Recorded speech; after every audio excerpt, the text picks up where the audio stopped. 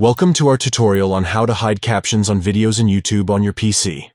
In this video, we will guide you through the simple steps to disable subtitles and closed captions while watching videos on YouTube. Let's dive right in. Step 1. Open YouTube by launching your web browser and accessing the YouTube website. Step 2. Look for the settings icon, usually located in the top right corner of the YouTube interface. Click on it. Step 3. A drop-down menu will appear.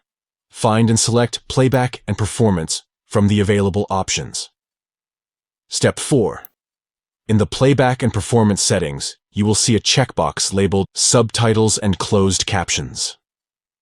Make sure to uncheck this box to disable captions on YouTube videos. By following these quick steps, you can easily hide captions on videos while using YouTube on your PC. This allows you to enjoy the content without distractions or language barriers. Thank you for watching our tutorial. If you found this information helpful, don't forget to give this video a thumbs up and subscribe to our channel for more useful tutorials. Enjoy an uninterrupted viewing experience on YouTube.